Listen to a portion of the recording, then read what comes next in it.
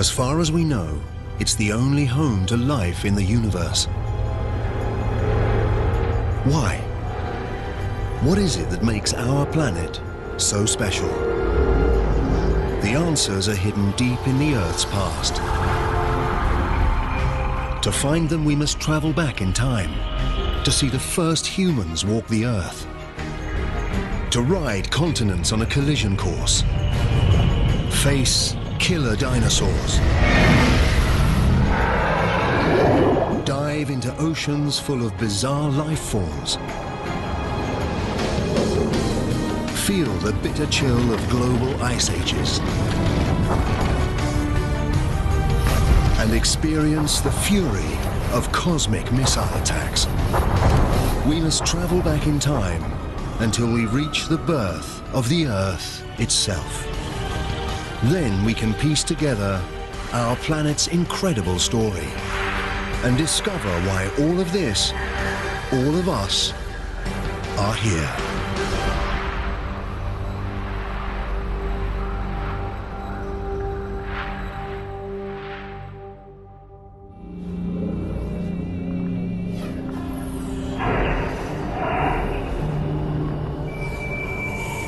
Our journey starts almost 5 billion years ago. But this can't be right. There's no sign of our beautiful blue planet. Just a newborn star, our sun, surrounded by all this dust. We've arrived too early, before the Earth has even formed.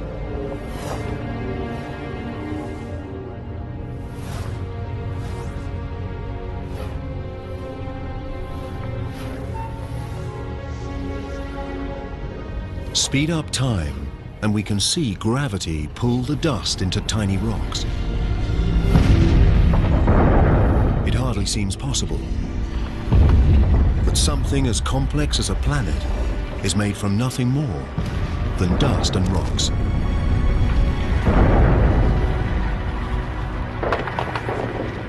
Over millions of years, gravity pulls these rocks together to form the Earth. One of at least 100 planets circling the sun.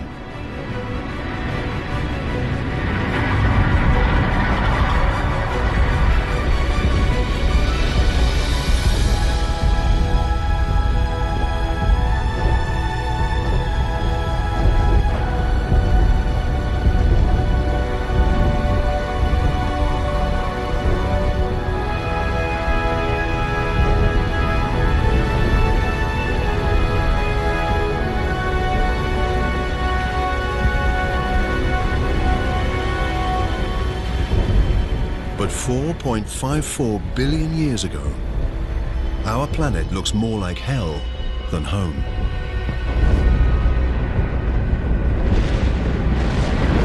Up close, the temperature is over 1200 degrees Celsius. There's no air, just carbon dioxide, nitrogen, and water vapor. It's so hot, so toxic, that if we got any closer, we'd be incinerated and suffocated in seconds. The newborn planet is a boiling ball of liquid rock. There are virtually no solid surfaces, just an endless ocean of lava.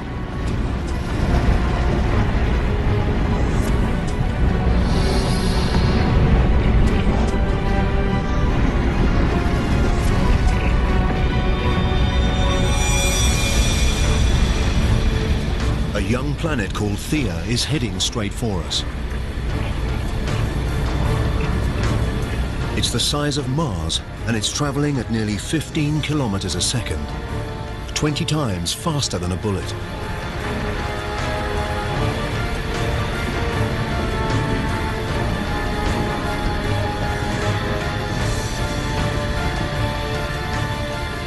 The intruder's gravity is distorting the Earth's surface.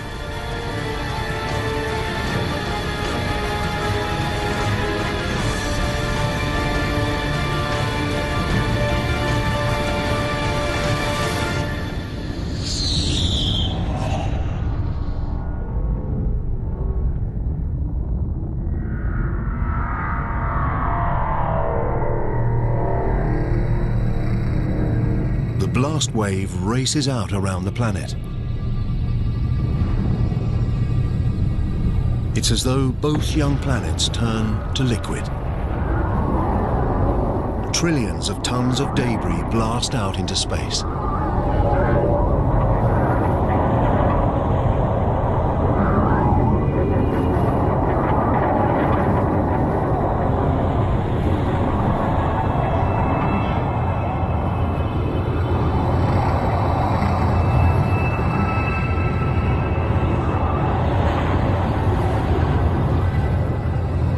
But over the course of just 1,000 years, gravity works its magic and turns the rubble into a ring of red-hot dust and rock that circles the Earth.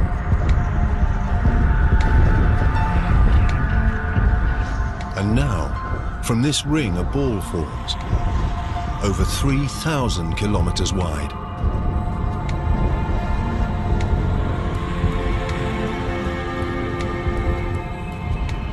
We're watching the birth of our moon.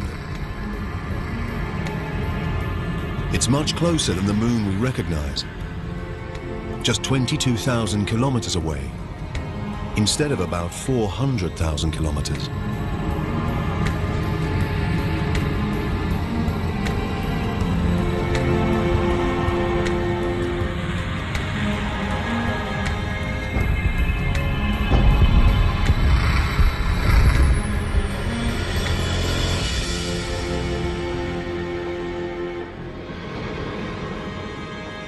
The sun rises over a cooling Earth.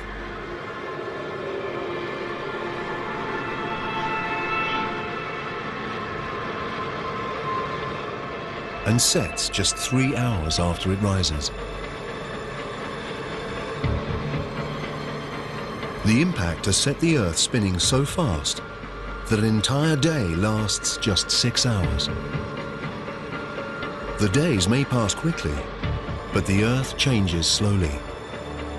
To understand the making of our planet, we need to fast forward through millions of years.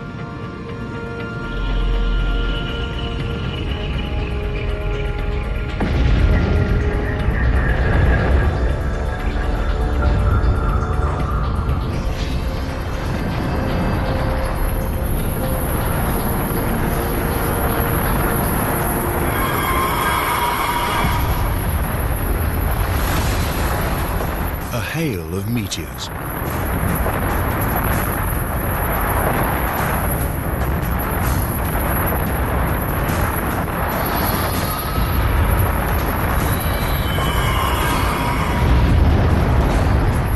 $3.9 billion years ago, and we're under attack from debris left over from the solar system's formation.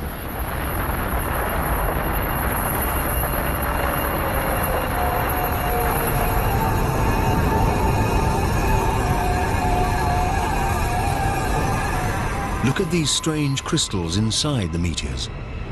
They look like grains of salt. The same salt you'd put on your French fries. And inside these, minute droplets of water.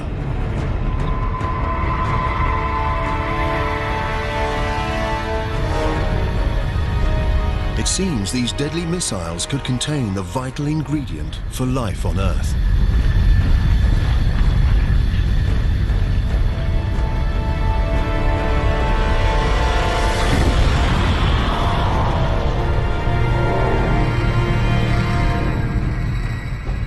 There's only a small amount of water inside each meteorite.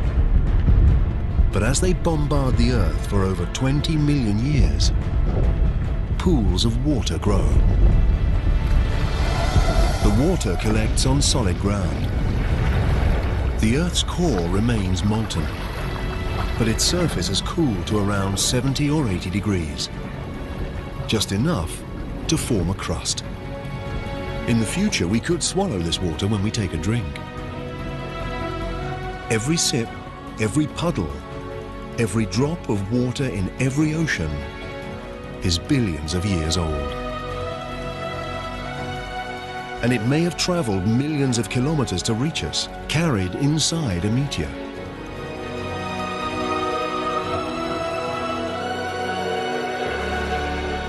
The Earth looks more familiar, but this is still a dangerous place.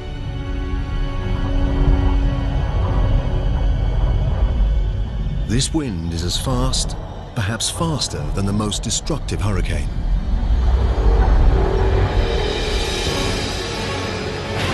It's a megastorm, whipped up by the planet's rapid rotation. The Moon is so close to Earth that its gravity is overwhelming. It creates huge tides that race across the planet's surface.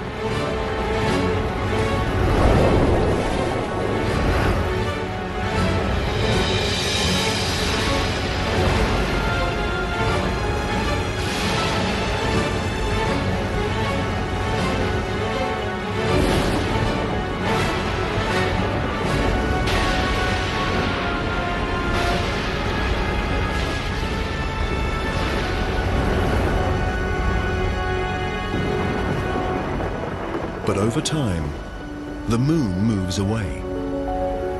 The waves calm, and the planet spins slower.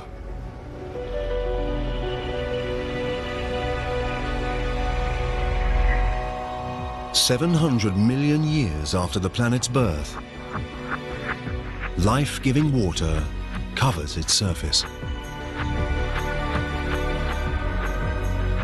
But not just water. There's something else down there. Tiny islands. They seem to have appeared from nowhere.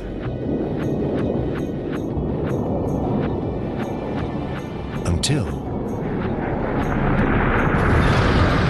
molten rock bursts through the Earth's crust and rises up through the ocean. Over time, the lava cools and forms a volcanic island. This is how these islands formed. In the future, they will join together to form the first continents.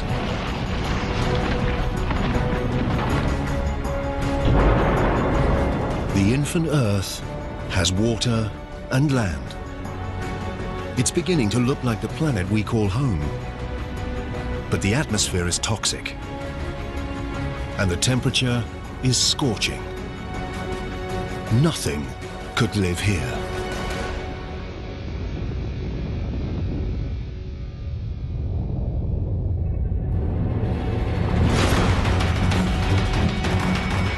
Meteors. They've been raining down since the planet's formation. But now, 3.8 billion years ago, the assault has entered a violent new phase. Something has disturbed the orbits of these meteorites. They already brought water to the planet, but they're carrying something else too.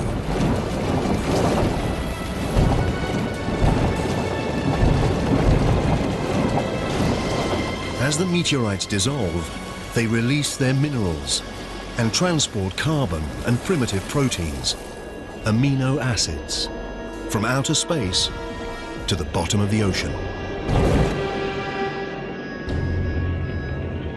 It's dark. The sun's rays can't reach beyond 300 meters, and it's close to freezing.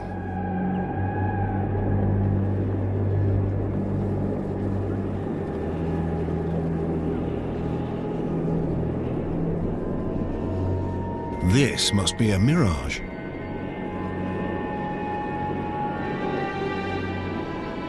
A city of underwater chimneys. It's not smoke. It's some kind of hot liquid. Seawater has seeped down into the Earth through cracks in the crust, getting hotter, collecting minerals and gases on the way. It's this potent mixture that's spewing back out into the ocean, building these towers. Add to this all those minerals and chemicals from the meteorites, and the water has become a chemical soup. It's impossible to know how or when, but somehow these chemicals have come together to create life. The water is now full of microscopic organisms. These single-celled bacteria are the earliest forms of life on Earth.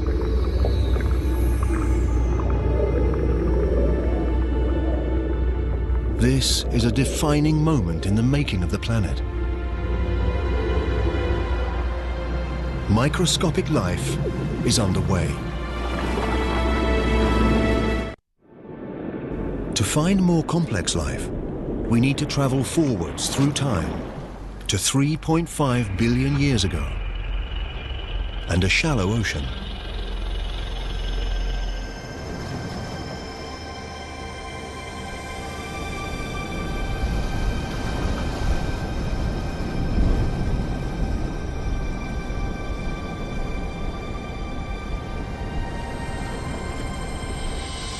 These look like rocks, or even plants. They seem to grow out of the seabed.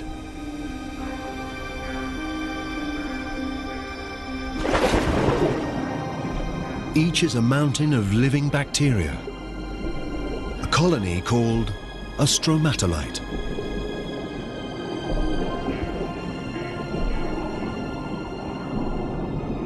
As if by magic, these bacteria turn sunlight into food. This process, called photosynthesis, uses the power of sunlight to transform carbon dioxide and water into glucose, a simple form of sugar, and similar to the stuff we put in our coffee.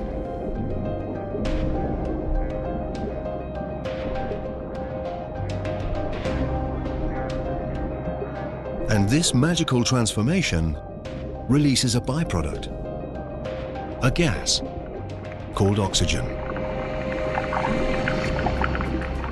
Underwater, the stromatolites slowly fill the oceans with oxygen.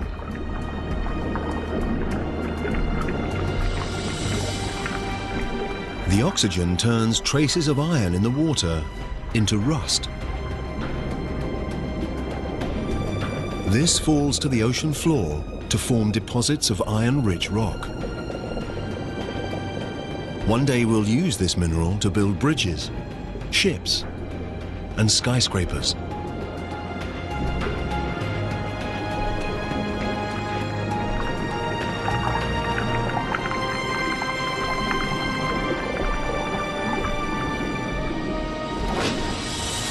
Above the waves, the oxygen transforms the atmosphere.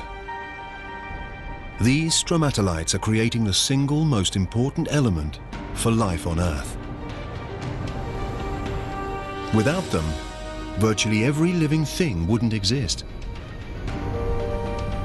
When we take our next breath, we're doing it thanks to these colonies of ancient bacteria.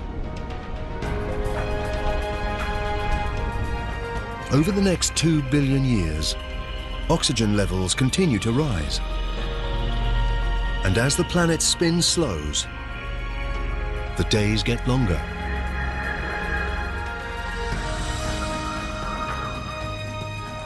Now they last at least 16 hours. We're discovering it takes a long time to make a planet.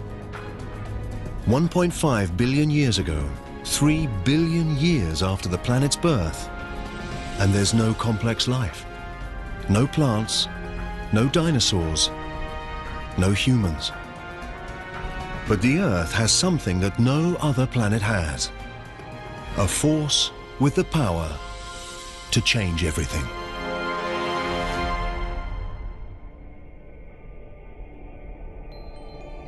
Our planet, a beautiful blue ball dotted with volcanic islands.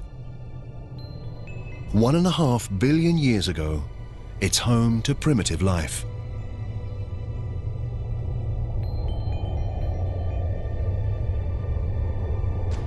Over millions of years, we can see something is rearranging the islands. Hidden beneath the ocean, the Earth's crust has broken into vast plates. Deeper still, the Earth's core is at work. It's hotter than the surface of the sun. So hot, it generates movement in the rock beneath the crust. These movements push and pull the plates around the globe and carry the oceans and the islands with them. Millions of years race by.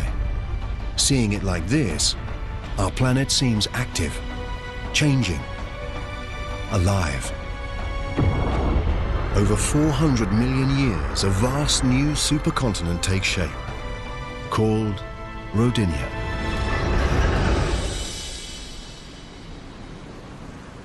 In the shallow waters around Rodinia, stromatolites have been working their magic for over 2 billion years, pumping oxygen into the atmosphere. The temperature is 30 degrees Celsius, and the days are 18 hours long.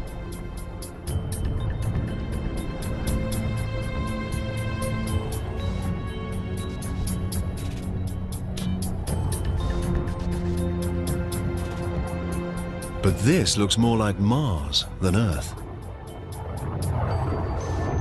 To find life here, we need to move on, through time.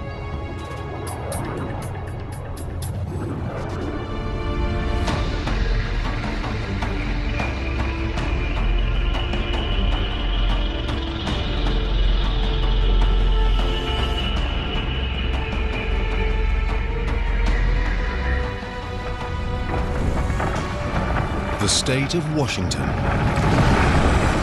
750 million years ago. Some force from deep inside the planet itself is ripping the crust to pieces. It's as though the world is tearing apart.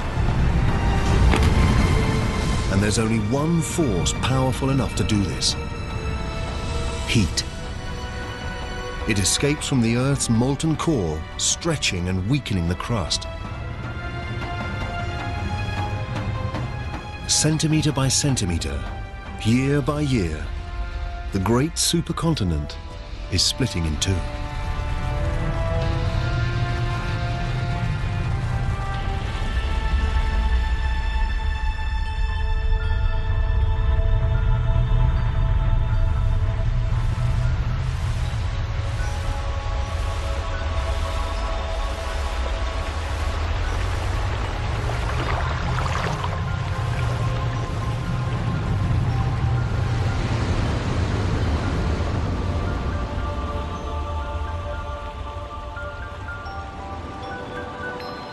The intense geological activity has spawned a mass of volcanoes. These pump carbon dioxide into the atmosphere.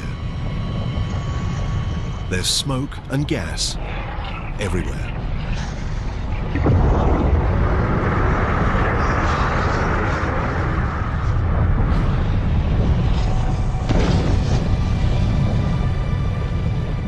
All that carbon dioxide mixes with water to make acid rain.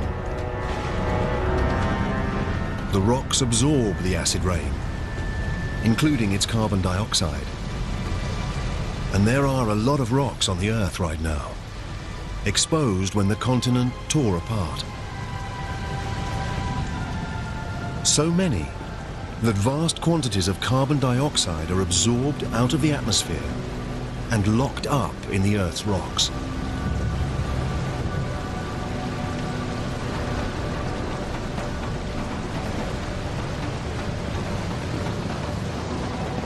There's not enough carbon dioxide in the atmosphere to trap the sun's heat around the planet. In just a few thousand years, the temperature plummets to around minus 50 degrees.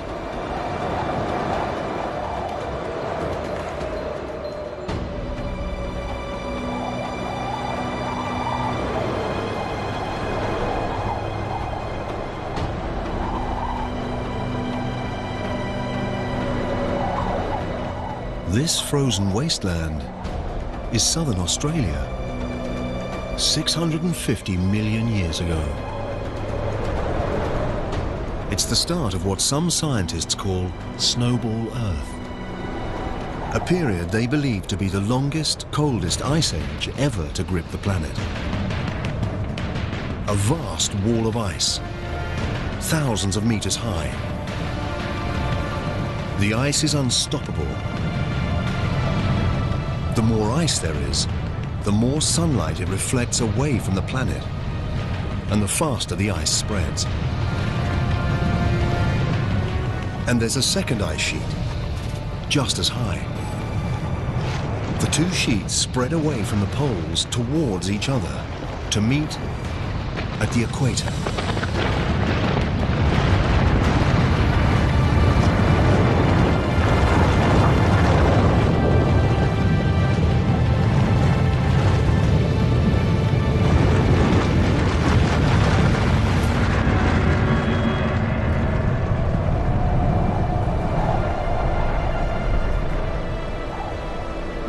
Now, an ice sheet up to 3 kilometers thick entombs the entire planet.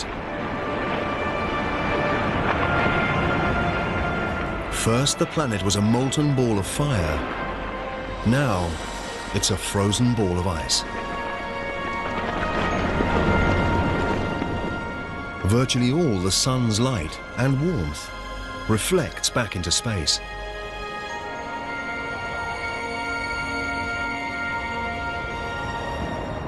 But it can't last forever. Something must release the Earth from this frozen prison. And when it does, who knows whether life will have survived beneath the ice? The surface is frozen, but the core is still hotter than the sun's surface.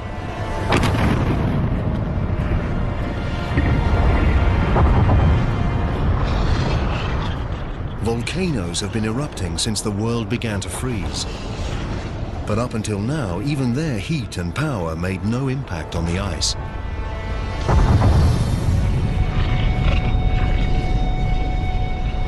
Volcanoes pump out billions of tons of carbon dioxide. Before the big freeze, the Earth's rocks absorbed most of the CO2. But now, with the rocks smothered in ice, there's nothing to absorb the gas. So it fills the atmosphere.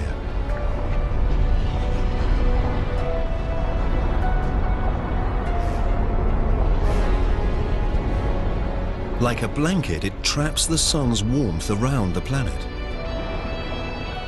Temperatures rise until now, after 15 million years, the ice begins to melt.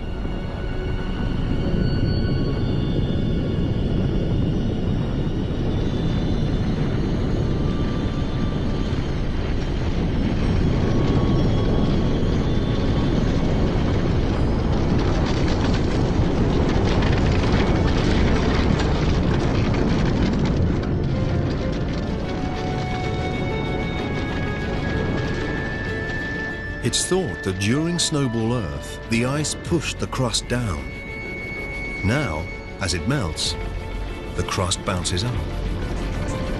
This creates fissures and weak spots, and more volcanoes.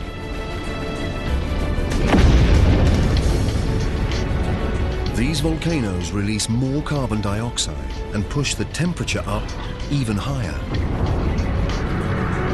The melt gathers momentum. Oxygen levels rocket. Through a series of chemical reactions, the ice has created oxygen. While the planet was frozen, the sun's ultraviolet rays reacted with water molecules in the ice to produce a chemical rich in oxygen. Hydrogen peroxide, the same chemical that bleaches hair.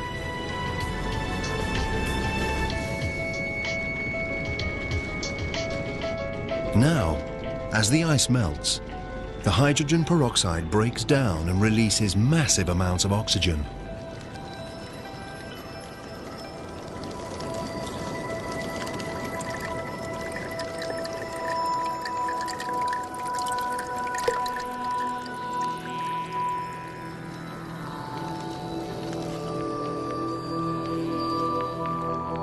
The Earth is waking up, and it's a very different place.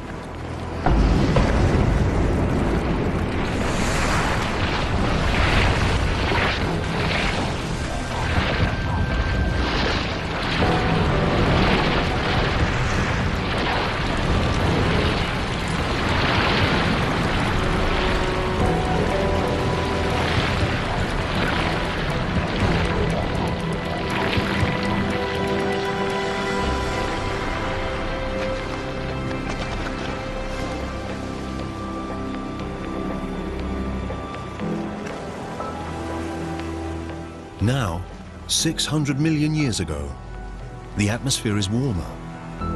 It feels like a summer's day. And the days are about 22 hours long.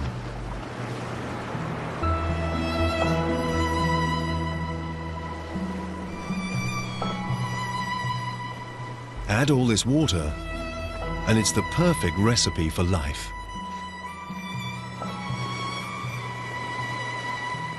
Before Snowball Earth, primitive bacteria had emerged in the oceans.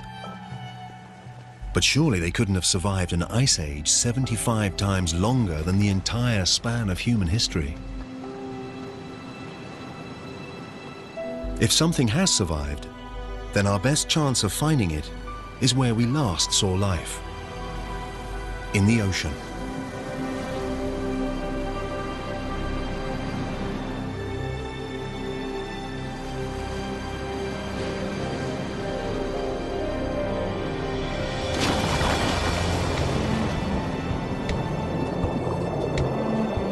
Now, 540 million years ago, in an ocean full of oxygen, those primitive bacteria have evolved. A handful must have clung on through the big freeze. There are plants everywhere. And something else. It looks like some kind of armored slug. It's called Wiwaxia. It's one of a new generation of complex multi-celled organisms.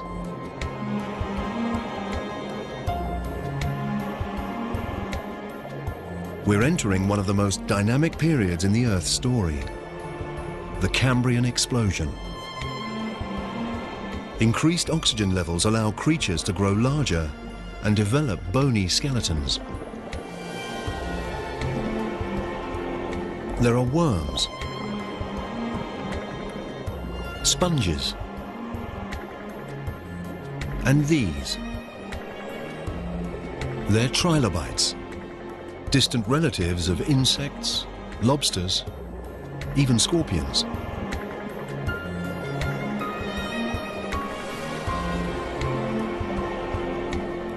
Life in the oceans is blossoming. From microscopic bacteria to a monster like this.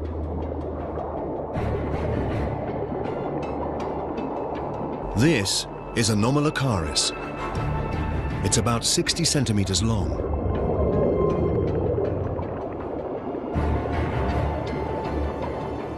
Look at its large eyes, its razor-sharp teeth and grasping limbs.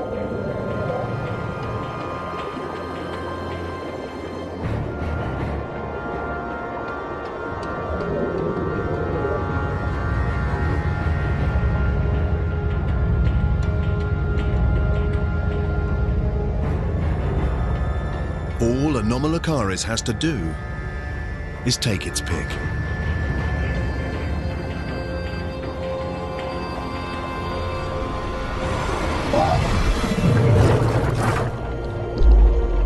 The trilobite can't right itself. Its soft belly is exposed.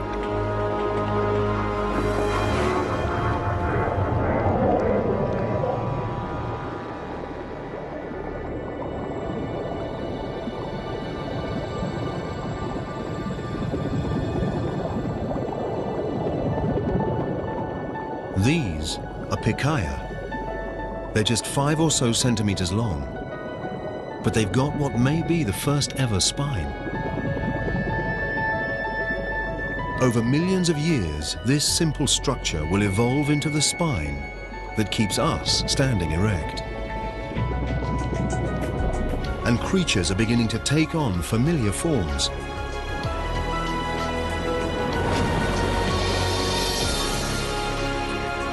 Beneath the waves, there are already tens of thousands of plant and animal species. The advance of life seems unstoppable.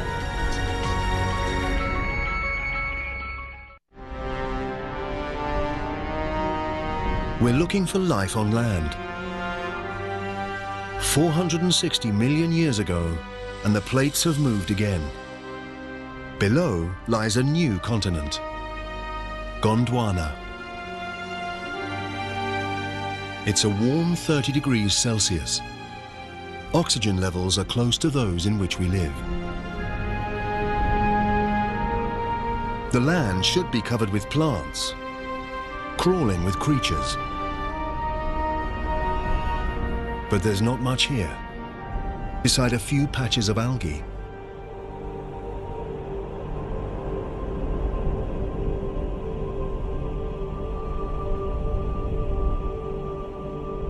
There's only one explanation: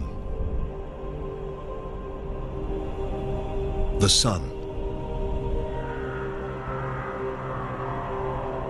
It blasts the surface with deadly radiation. The complex life we've seen in the ocean doesn't stand a chance on land. But 50 kilometers up, where the rays enter the Earth's atmosphere, something strange is happening. When oxygen meets the sun's radiation, the oxygen turns into another kind of gas, called ozone. This gas forms a blanket around the planet. This ozone layer absorbs the lethal radiation. Over 120 million years, the ozone layer gets thicker and stops more and more radiation from reaching the Earth's surface. Without this layer, life on land simply wouldn't exist.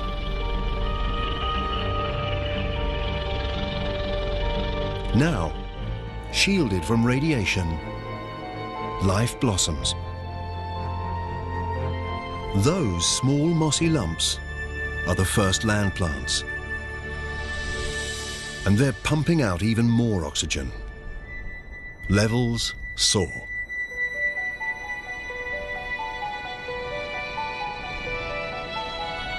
$375 million years ago.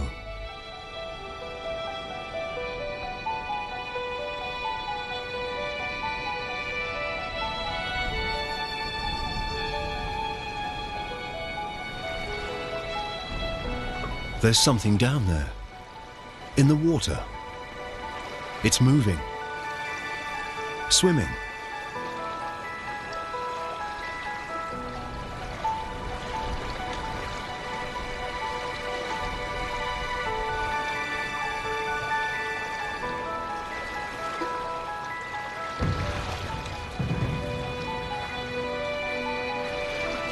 It's a strange fish called a tiktaalik.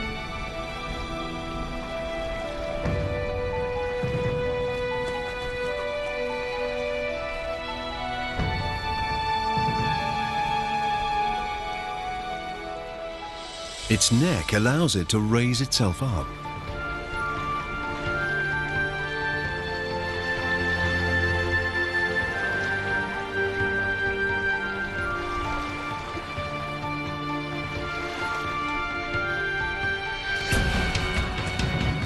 It uses its fins as if they're legs.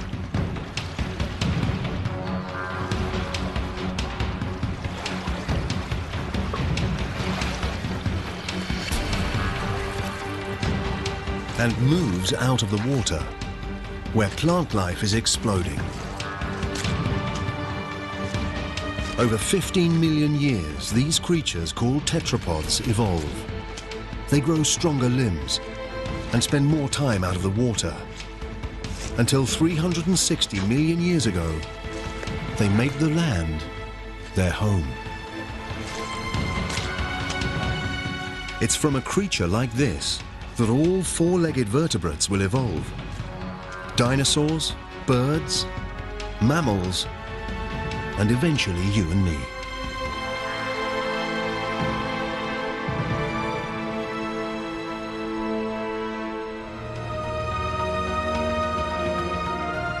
We've come a long way, from a lump of burning rock and dust to a blue-green planet bursting with life.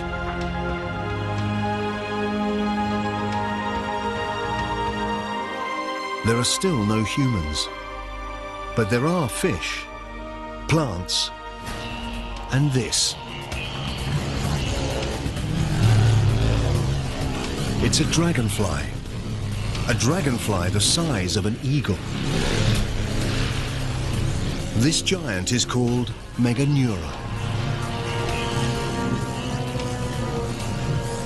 What were once legs have evolved into wings, extending the dragonfly's hunting territory over a vast area.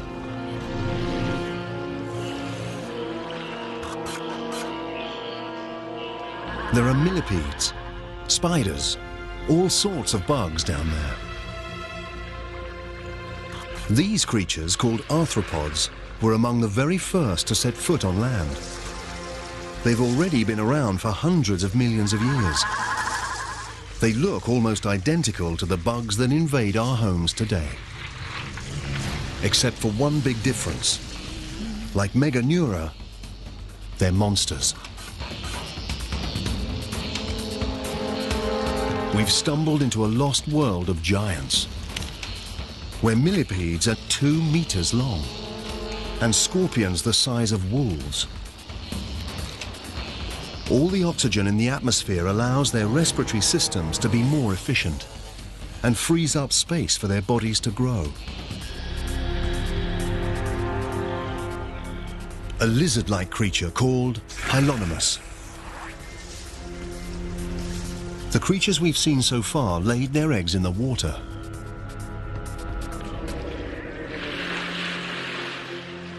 But these eggs contain all the water and nutrients the developing Hylonomus needs. The babies are growing in their own self-contained pond.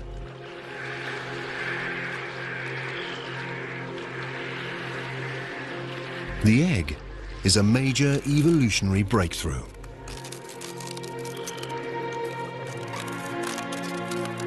Now animals can leave the water behind and conquer the land.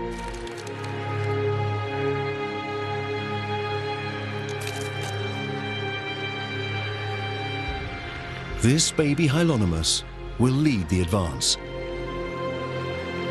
It's a new kind of creature, a reptile.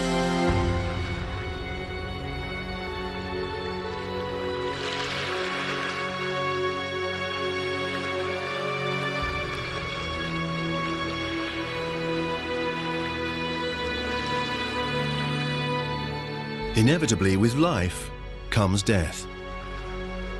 There's so much dead plant matter, it builds up and decays into dense, soggy layers.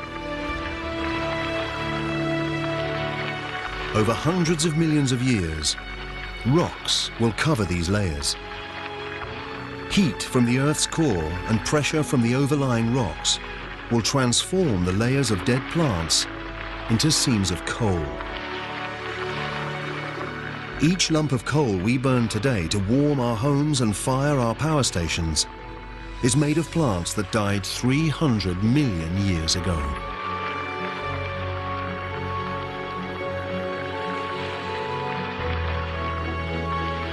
Amidst the decay, hidden from sight, life is stirring.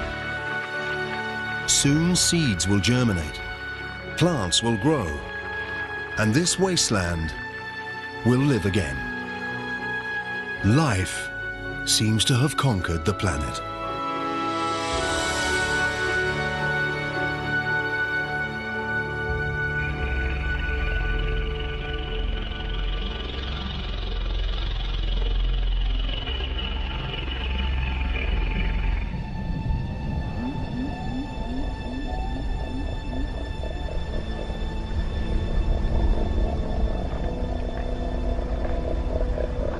A herd of creatures graze the Siberian plains.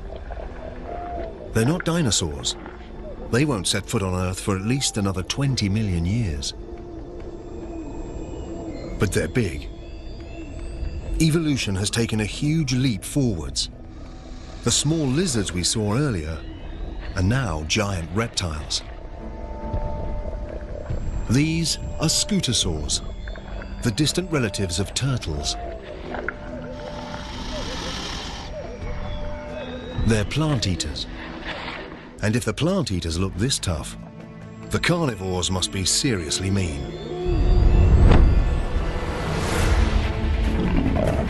It's a gorgonopsid, a perfectly engineered prehistoric killing machine.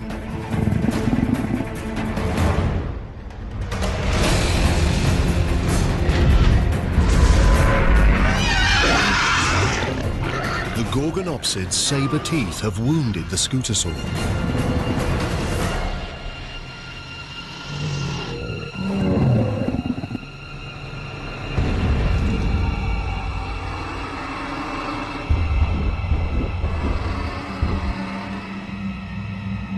The predator is watching as its prey grows weak from blood loss.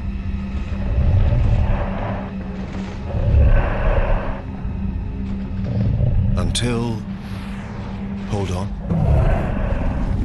it's backing off. Something strange is happening. The ground is getting hot.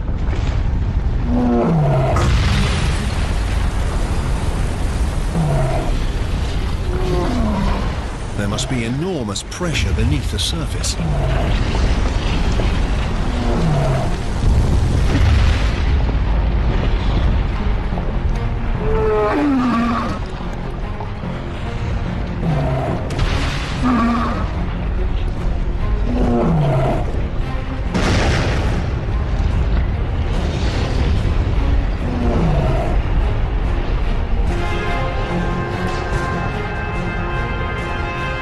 There's lava, but this isn't one single volcano.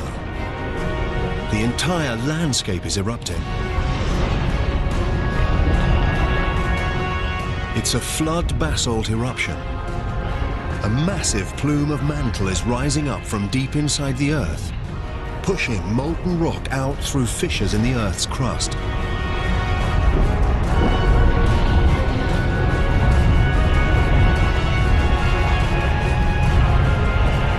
The lush paradise is now a lifeless hell. The scutosaurs and the gorgonopsids are dead. They're the first casualties in the greatest mass extinction the world has ever seen. The Permian extinction.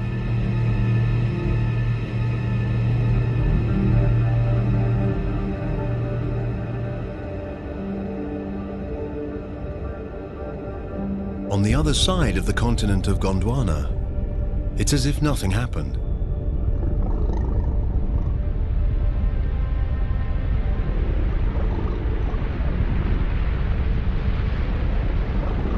Snow. But the temperature is about 20 degrees Celsius.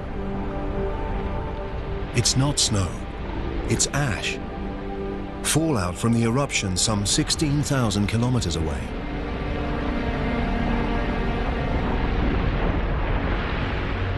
The ash burns, suffocates, and kills animals around the world.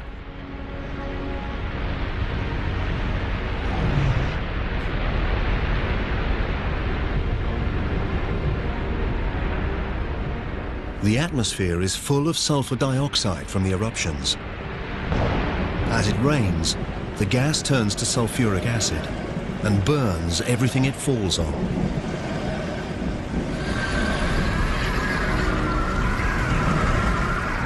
At first, it seemed like this was a local disaster, but now it's gone global. The Siberian eruptions increase the Earth's carbon dioxide levels.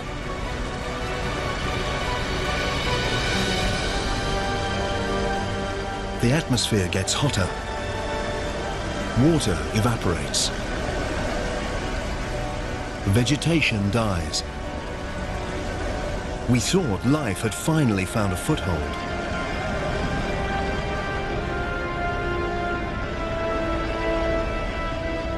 Now it looks like we were wrong.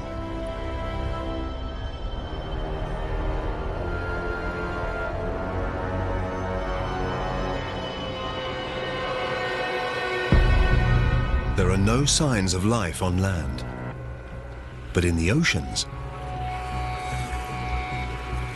this can't be right. The oceans are turning pink.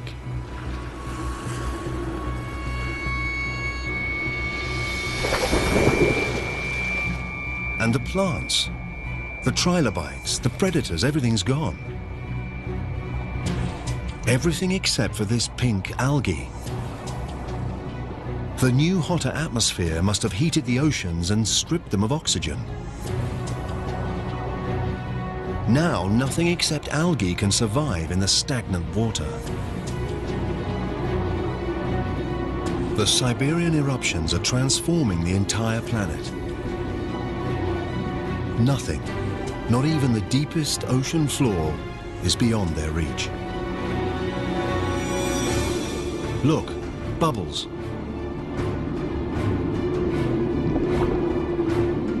But it's not oxygen, it's methane, escaping from vast pockets of methane gas beneath the seabed. Methane is a greenhouse gas, at least 20 times deadlier than carbon dioxide. Until now, the gas has been frozen, but as the sea temperature rises, the gas begins to melt.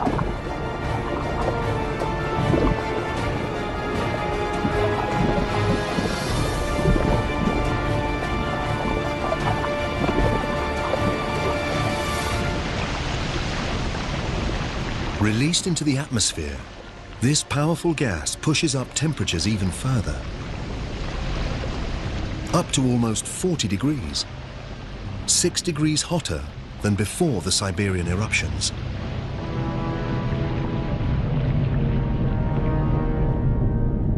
Now, even the creatures that have made it this far are doomed. It's 500,000 years since the eruptions first began. And all this time, for 500,000 years, the lava has been pouring out. By now, it covers an area the size of the United States, with a layer of molten rock nearly 6 kilometers deep. 250 million years ago, we're back where we started, on a lifeless planet. Almost.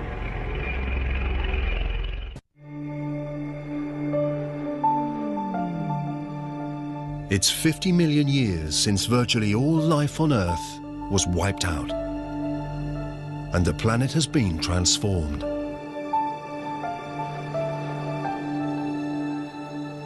It's now 200 million years ago, and there's just one supercontinent called Pangaea, stretching from pole to pole.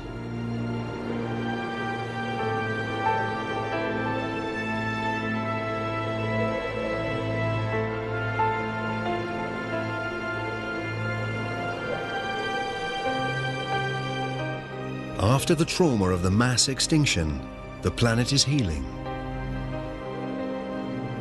Temperatures are stabilizing. The acid rain is neutralizing and vegetation returning.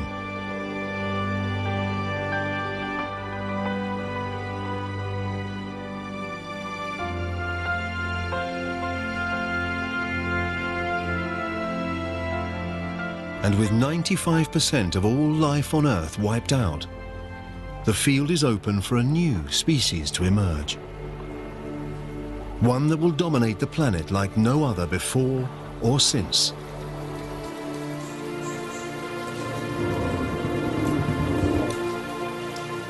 The dinosaurs. These dinosaurs are called amosaurs. Like all dinosaurs, they've evolved from the handful of reptiles that survived the Permian extinction. At 4.5 meters tall, their size makes them slow and vulnerable. A Dilophosaurus. 2 of them.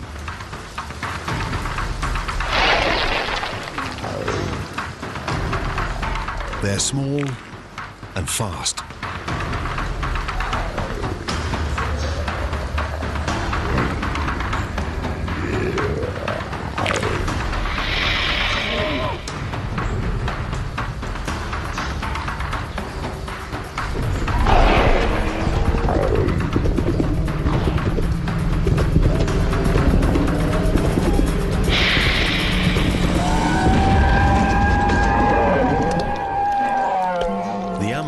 Brontosaurus is too big a meal for one Dilophosaurus, but not for two.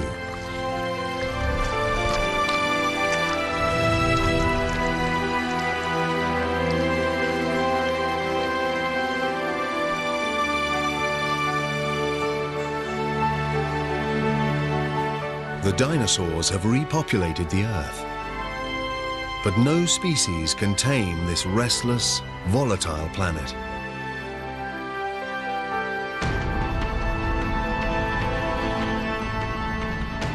The Earth's crust is thinning here. It's releasing lava, shaking with earthquakes, as though it's being stretched by some unseen force.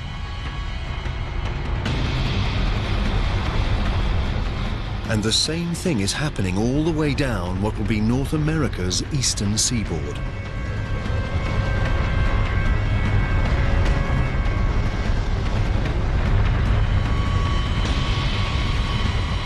The Earth's plates are on the move again.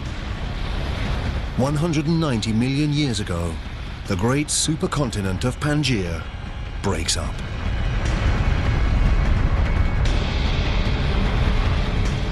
A vast slab of land has broken away.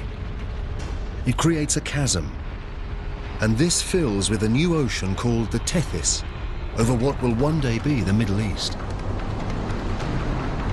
Currents are pushing nutrients up into the coastal waters running along what will be Saudi Arabia, Iraq, and Iran.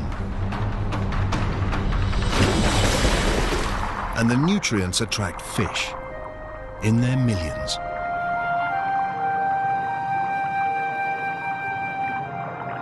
And with so much life, also comes death.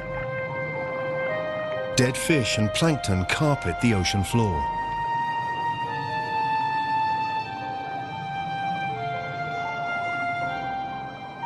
Over the next 10 million years, layers of rock will bury and heat the dead creatures. Ancient fish and plankton will become oil.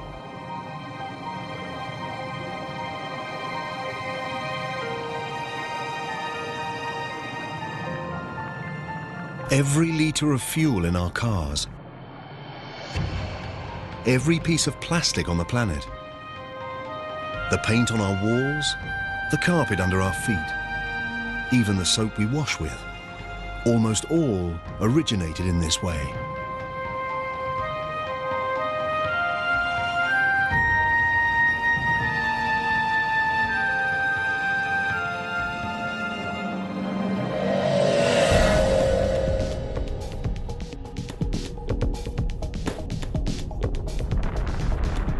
$180 million years ago, and further west, the North American plate is still moving away from the European and Asian plate. It happens slowly, at about 2.5 centimeters each year, the same speed as our fingernails grow. But hit fast forward, and a new ocean forms right beneath us, and new continents. Montreal moves away from Marrakesh, New York from West Africa. The world as we know it is taking shape. The chasm between the two continents fills to create a vast ocean, the Atlantic.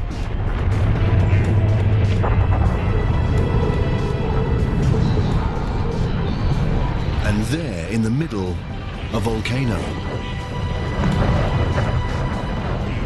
We've seen plates move before. We know it's caused by currents deep beneath the Earth's crust. This process is happening down there, right now.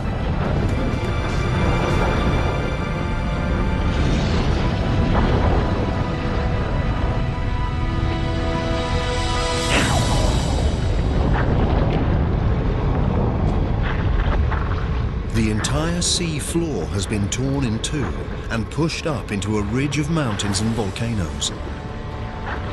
It's growing higher than the Himalayas and longer than the Rockies. The water's hot here. Molten lava is forcing its way out from deep inside the Earth. As the lava cools, it's creating a new range of volcanic mountains and new ocean floor. This is what's pushing the plates and Pangaea apart and rearranging our world.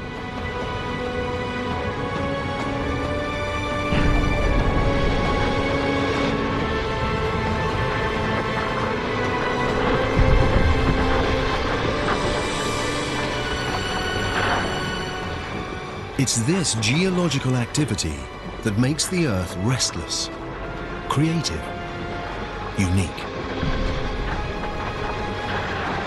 And every time the planet reinvents itself, the things that live on it must adapt and evolve.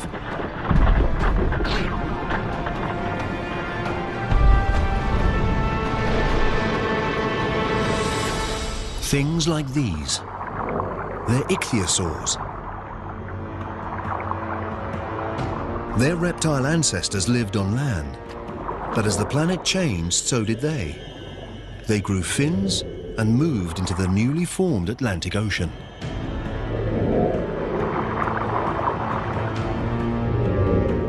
This one is 6 meters long and fast.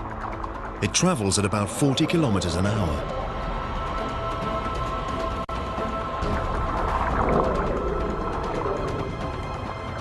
It's the ocean's fastest creature, the most efficient predator, and it's ruled the Earth's oceans for 50 million years.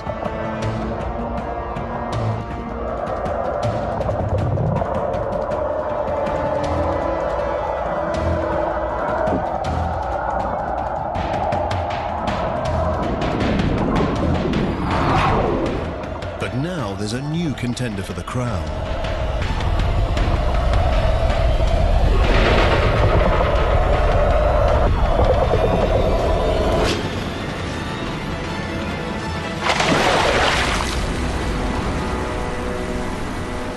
A pliosaur. Longer than a bus, as heavy as a truck. Its jaws are immense, over 8 times more powerful than a great white shark's. And its teeth are 30 centimeters long.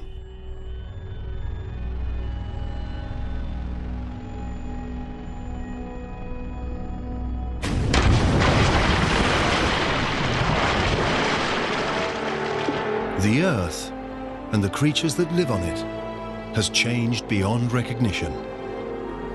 This was once solid ground. Now it's the Atlantic Ocean. It was on this very spot that we stood and watched Amazons graze and Dilophosaurs stalk their prey. The dinosaurs' world may be different, but they're as dominant as ever.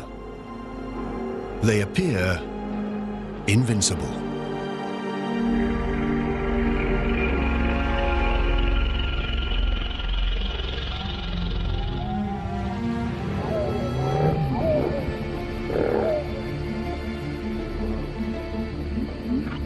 It's a shrew-like mammal, and it's evolved from the small number of mammals that survived the mass extinction 185 million years ago. It's also prey for the dinosaurs. This is why most mammals live in the trees or underground and venture out at night.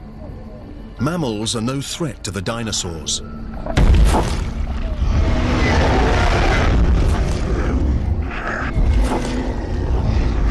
Nothing on Earth can challenge their dominance.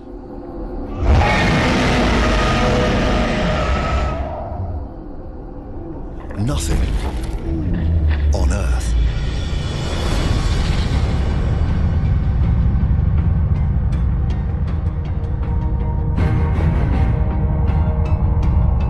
It's a lump of space rock, a large one.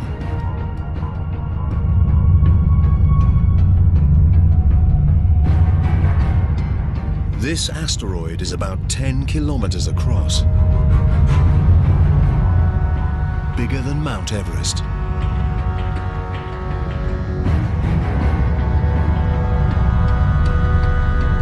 And it's traveling at over 70,000 kilometers an hour, straight towards the Earth.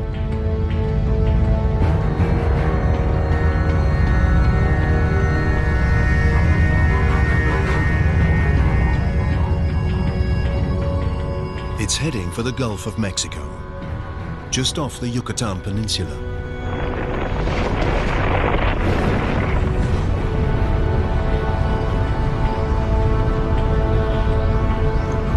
It travels so fast, blink and we'd miss the impact, unless we slow down time.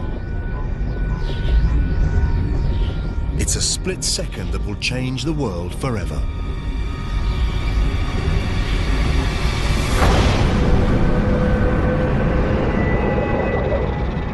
At the moment of impact, the asteroid's back edge is still at nearly 11,000 meters, the same height as a commercial aircraft flies.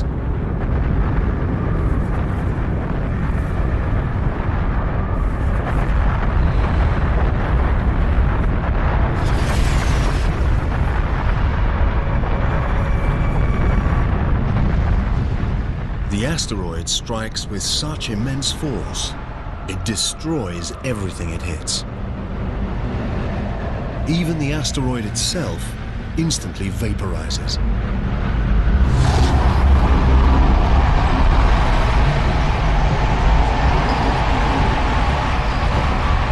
The impact unleashes the energy of millions of nuclear weapons.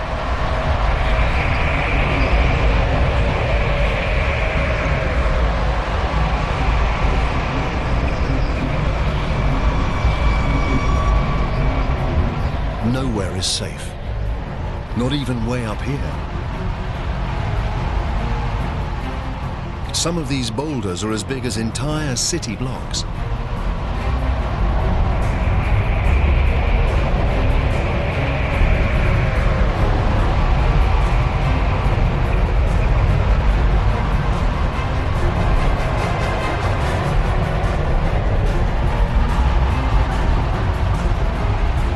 The blast wave races out from the impact zone like shrapnel from an exploding bomb.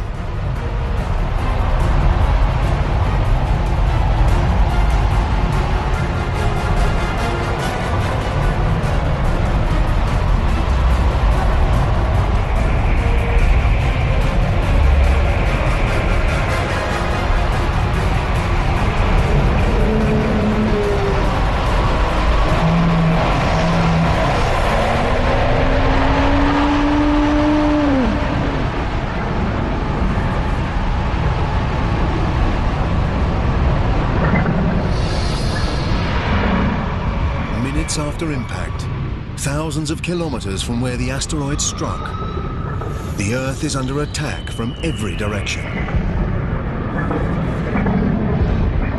Boulders rain down.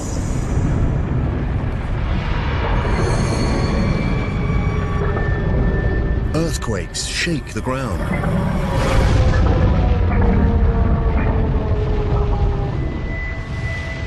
And tsunamis batter the coasts.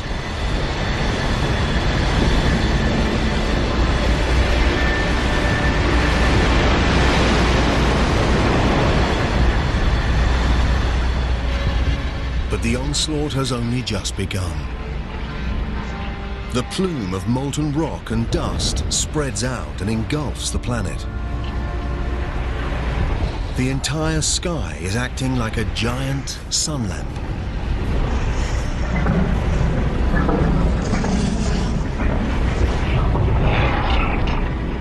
The Earth's surface heats up to 275 degrees.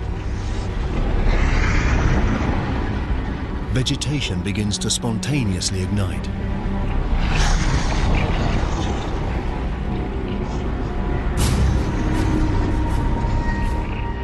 Even months after the impact, smoke and ash still block out the sun's rays. With less sunlight, plants die, and the animals that eat them starve. Against this onslaught, it's hard to see how anything can survive. The dinosaurs' 165 million year reign is over.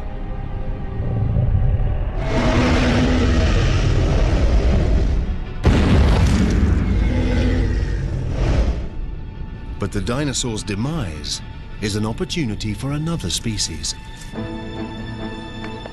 Mammals. By living underground, they've avoided the heat and the fires. And by eating anything and everything, they thrive while more selective eaters die.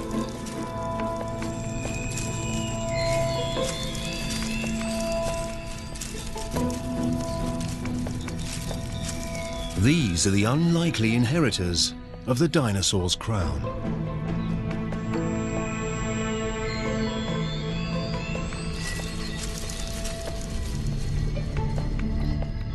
And as one story ends, another begins.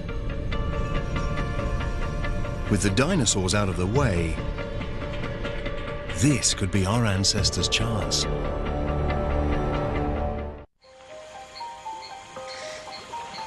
The dinosaurs are long dead. The planet is peaceful.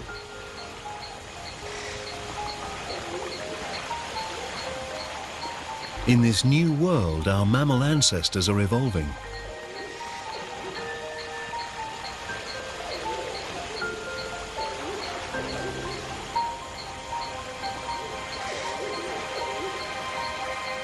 This lake, 47 million years ago, in what will one day be Germany, should be the perfect place to spot them.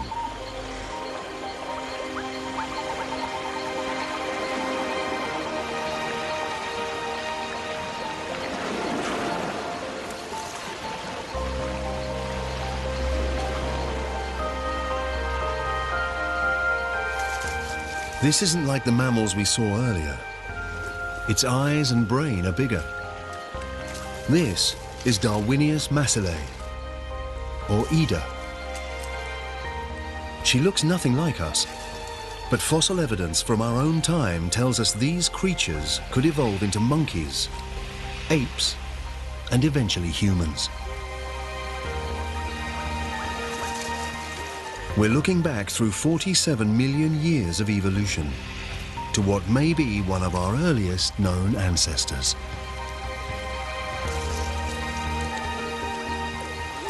The lake sits on a volcanic crater. It belches out noxious gas.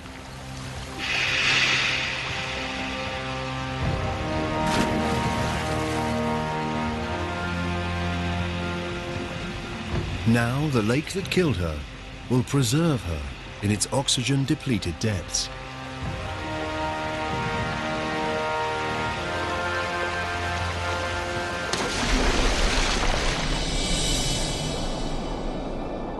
One day, when the water has gone and Ida is fossilized in stone, we will discover her and recognize in this primitive primate what could be the very beginning of our own story, the story of human life.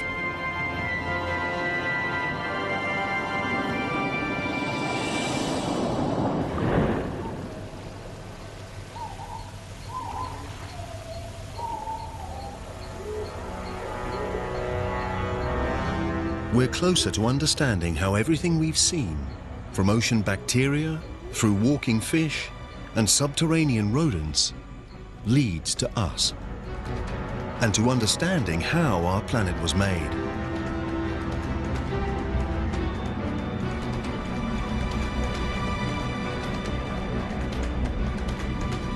"47 million years ago, and the atmosphere is much like our own.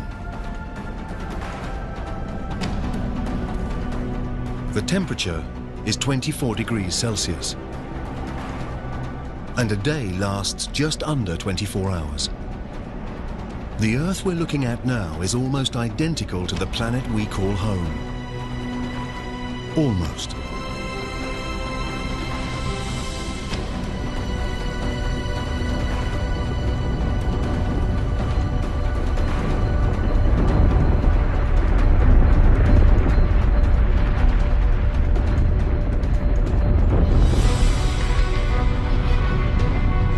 The Earth's plates have been on the move again, with the continents on their backs.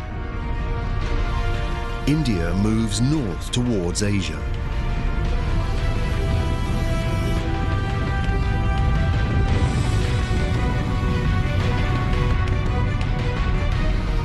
the Indian and Asian plates are locked in a titanic struggle.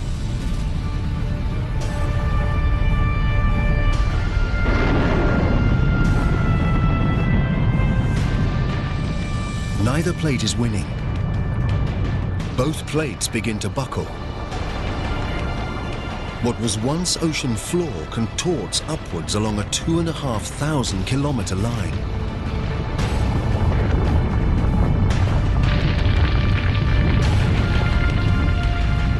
A vast mountain range rises up. 1,500 meters, 4,500 meters.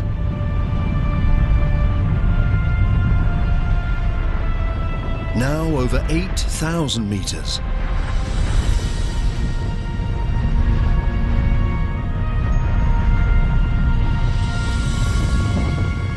These are the Himalayas.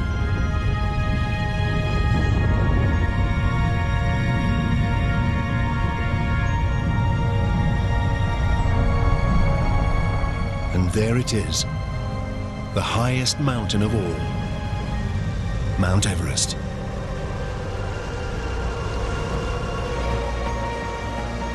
When the snow on the peaks melts, it feeds great rivers. The Ganges, Indus, Yangtze, and Yellow rivers.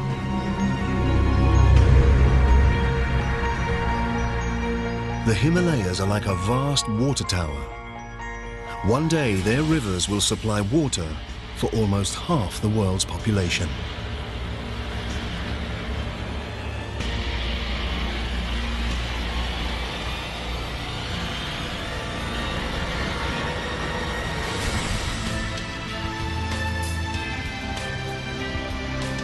"20 million years ago, this is our planet, with every continent, every ocean, just as we know it. Except there's one thing missing. Us, the human race. For humans to evolve, something somewhere down there has to change."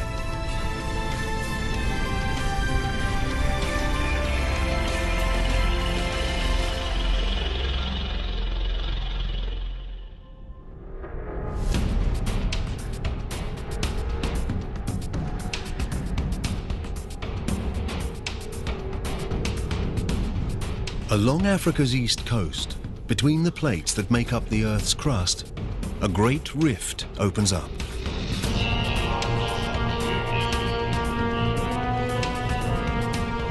The rift stretches nearly 6,000 kilometers.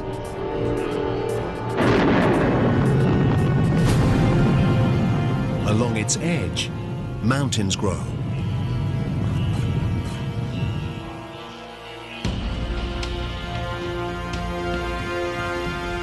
There. It looks like an ape, not a human. It might stay in these trees forever, but its world is changing.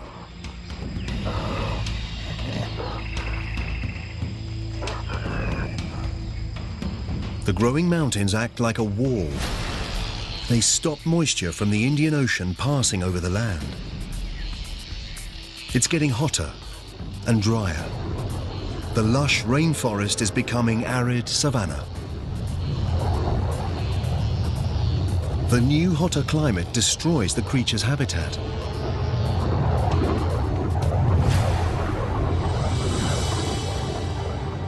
It forces them to search further afield for food, to stop dragging their knuckles on the floor like apes, to stand and walk on 2 feet. It's the most important step in the human story. This mountain range along Africa's east coast could be the reason we walk on 2 feet. It seems incredible. The random movement of 2 plates may have kick-started a chain of events that will lead to the first humans.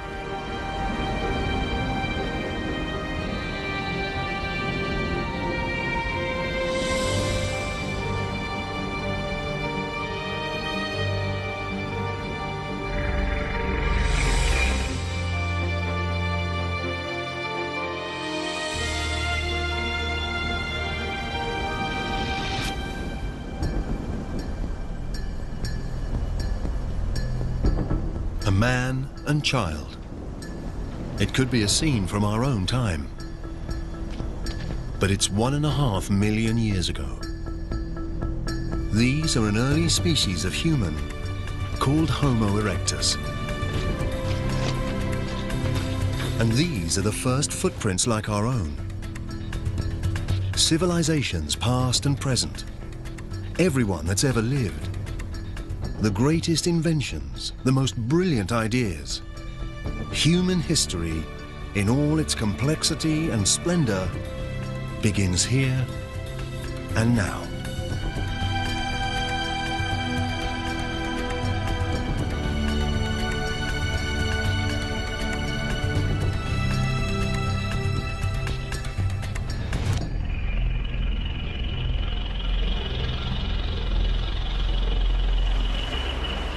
The climate changes again.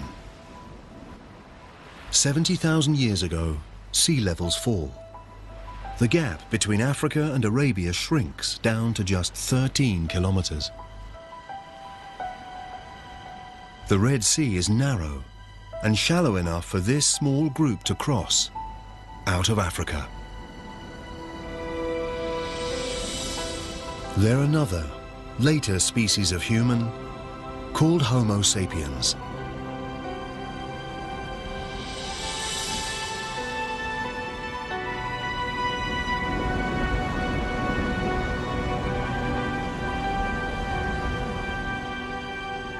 They've made it across. Scientists believe every man, woman and child outside of Africa is descended from these 200 or so individuals. Over time, our ancestors multiply and spread out to India, onto Asia, and into Europe.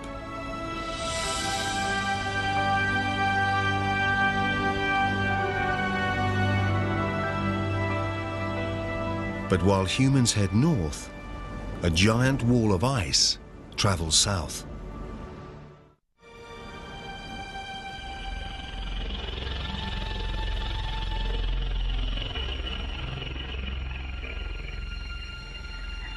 Europe, 40,000 years ago.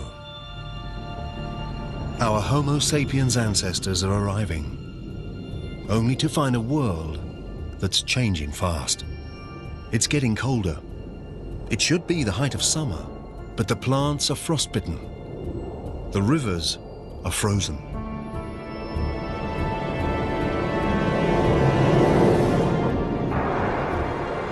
Natural changes in the Earth's orbit, CO2 levels, and the flow of warm water around the planet conspire to lower the Earth's temperature. The Earth and its inhabitants enter an ice age. Glaciers as high as skyscrapers creep over the northern hemisphere at 30 centimeters a day. Slow and powerful, they sculpt the landscape as they move over it, gouging out great depressions. The planet will never look the same again.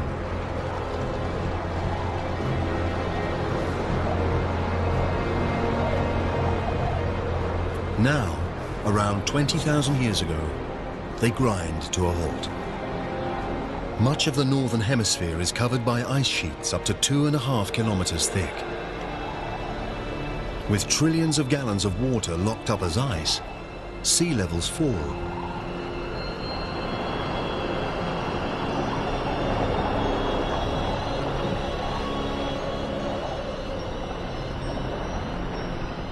"20,000 years ago, a strip of land emerges from the ocean between Siberia and Alaska. It's a bridge between two vast continents, a gateway that takes humans from Asia to a new world, America. It's the last great continent to be colonized, the last great human migration. And somewhere down there are the first Americans.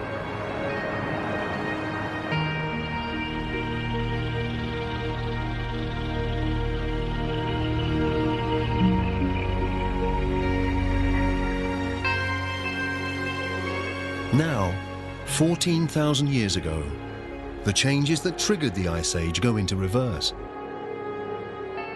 As the ice retreats, it reveals a very different northern hemisphere. The glaciers gouged out huge depressions. Now they fill with water to become North America's Great Lakes.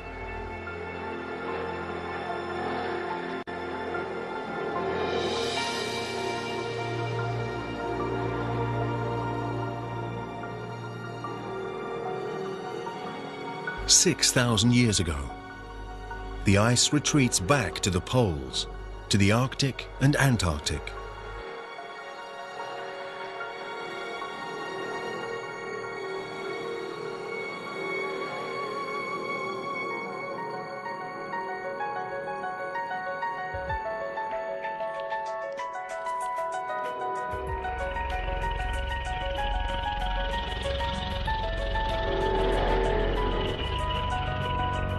After a 4.5 billion year journey, we've made it. We're back home. This is our world, our time. Now, for the first time, we can piece together our planet's incredible story. We can understand how and why everything we see around us is here today. From the skies above us to water, the essential ingredient for life. The ground beneath our feet.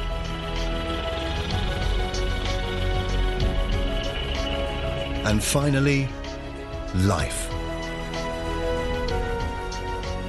The spectacular result of a chain of catastrophes and coincidences. Each triumph, each disaster is a step on the trail that leads to here. To each and every one of us, right now. But Earth's story doesn't end here. A lot has happened, but there's more to come. The Earth will live for at least another 4.5 billion years. Everything we've seen on our journey is only half the story. Just imagine what wonders, what terrors, what strange creatures lie ahead for our restless, creative planet.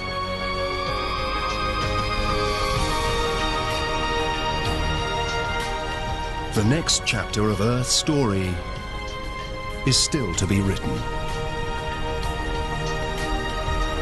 Take another epic voyage in Journey Through the Milky Way, brand new next Sunday at 7. Stay tuned for 2012, The Final Prophecy.